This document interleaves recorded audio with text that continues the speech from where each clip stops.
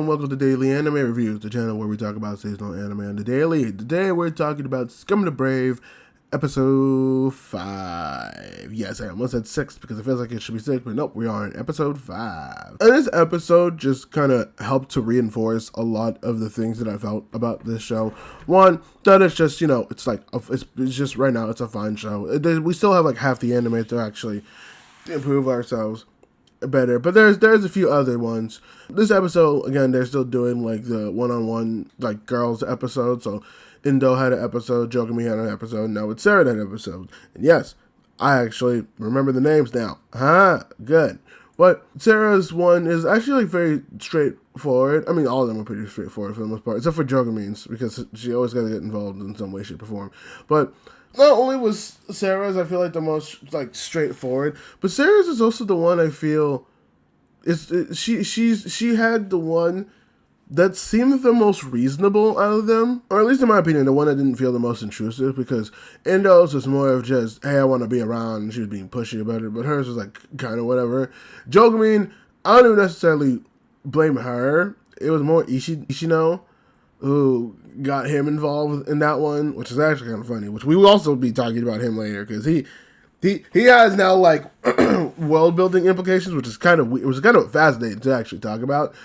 And then there's Sarah's. Well, Sarah's is just, but like, I don't know, whenever you think of Sarah, she has like the most reasonable reason, I feel, where it's like, oh yeah, I need credit, I need to do like a public service thing, and I need somebody to actually watch over me to do that. The only problem is, my father doesn't want me to be a brave, and he probably talked to the higher-ups how much he doesn't want me to be brave. So, a lot of the teachers are probably denying me because they don't want to be the person who is supporting me in being a brave. And which is also weird because I remember her, like, I will say it every time because it fucks with me that it's in this show.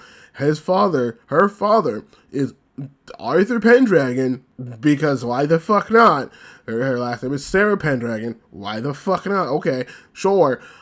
Doesn't want her to be brave, but is also asking people like, oh my god, it's like Yashimo or something like that. I forget. I know him as the Reaper now, which because it's just an easier name to remember, and it's honestly fairly kind of badass.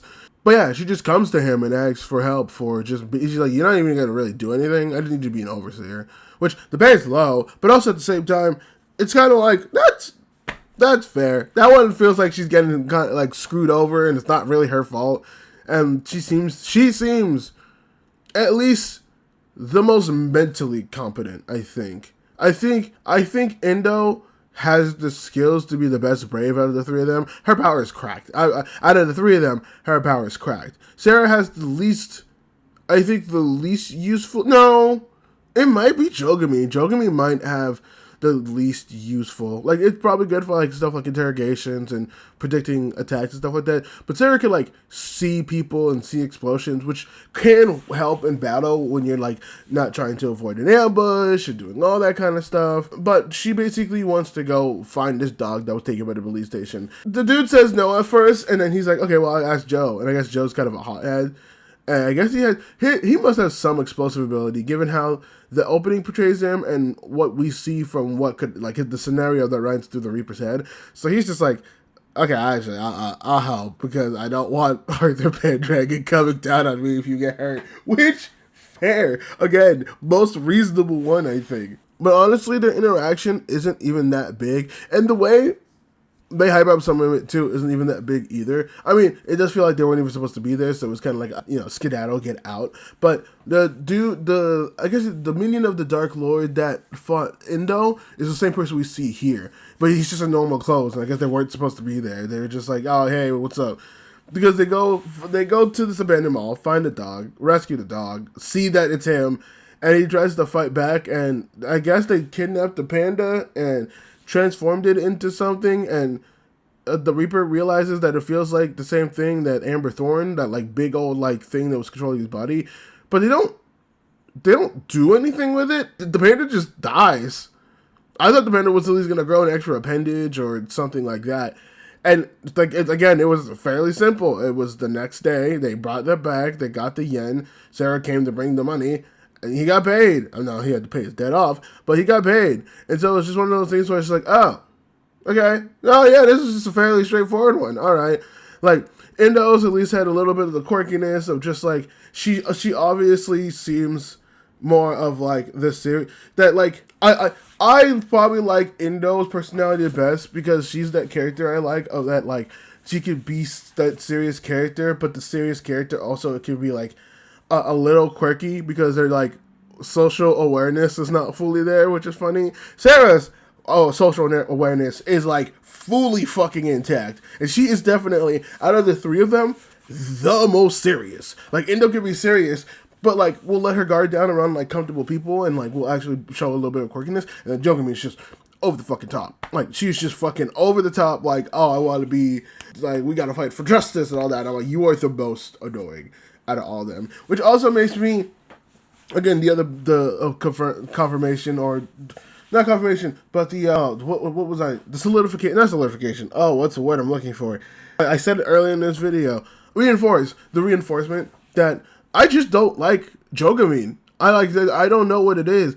Maybe it's just the fact of like the high and mighty. Like it's the type of person that will be like, oh, I gotta walk in, I gotta save everybody, but not fully aware or thinking of like the consequences or could come with that action, stuff like that, and being like, no, I get the heart of it, but like there are some times you just need to play things out. I know you want to be the hero and you think that they should do these things, but there are reasons why, like certain situations, we can't just go fucking guns a-blazing or just go straight in because they're gonna ruin stuff. And I think that's gonna bite her in the ass at some point. Like it has to. There's no way it doesn't. There's absolutely no way it doesn't. But then I sat there, I'm like, that was pretty fast for one of these episodes. I was kind of surprised. Well, there's a reason for that.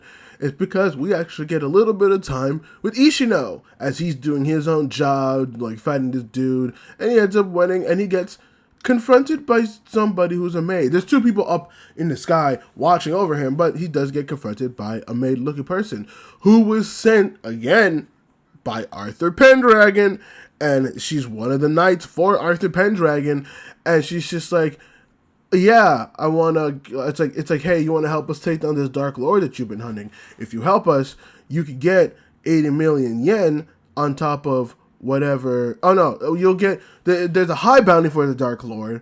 It's going to be split between you and 5 other knights that we have under our wing, but if you do help us personally, there's also 80 million yen in for it for you, and all the ether that you can want. And to a normal person, I was like, whoa, bro, damn, I would probably be right in that bitch. But he does turn it down. And it's very interesting the thing that he says, where he's like, I don't want to be working with the likes of people like, with the people that likes of you guys. And I was like, okay, Arthur Pendragon might not be as up on the up as we assumed it was. Again, there's little bits of this world that is interesting. The underworld, the way that the Dark Lord gets created, the fact that maybe, again, Arthur Pendragon may not be fully like the good guy, or maybe there's something weird about them. And also just, again, the fact that Arthur Pendragon even exists in this universe is fucking insane. But you get what I mean? Like, this world has interesting aspects. And it feels like we're just paying attention to the most boring part of it. Like, I assume that interesting world is going to go in eventually, because like the last couple of episodes we have been doing this like one-on-one thing with the girls. Endo was doing something with the Reaper, Jogami was doing something with the Reaper, and now we have Sarah that was doing something with the Reaper, and that's fine and dandy, and I get we're working on that rapport, but there's just been so many little things that have been interesting that's been happening behind the scenes. I'm like, I want to know, why is Sarah being just pushed out even though she's Arthur Pendragon's daughter? Why is Ishino being this sly motherfucker that apparently is so strong he will be contacted by the Knights of Arthur Pendragon? Who is Arthur Pendragon? Like, there's interesting things in this show, and I would like it to address those things, but it's taking so long on the parts that don't seem very fun. Like, I would have preferred them to do just another episode with the girls, maybe one more, and then maybe we dive into it, right? The 3-episode structure. Do all of those things, the 3 episodes, have all the girls do that stuff, try to hunt them down, yada, yada, yada, all the other bullshit. Some shit like that. I don't know. I just like I see the potential in the show. You know what the show? God, I'm gonna go on a rant real quick. You know what the show is reminding me of? I actually did a video on it, which actually surprisingly did really well.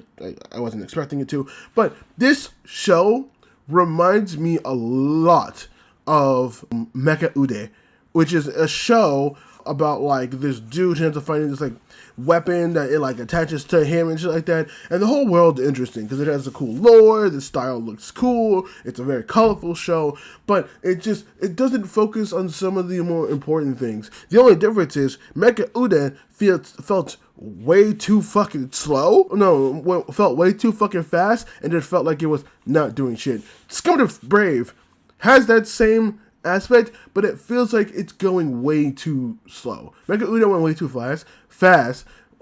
way too fast. Oh my god.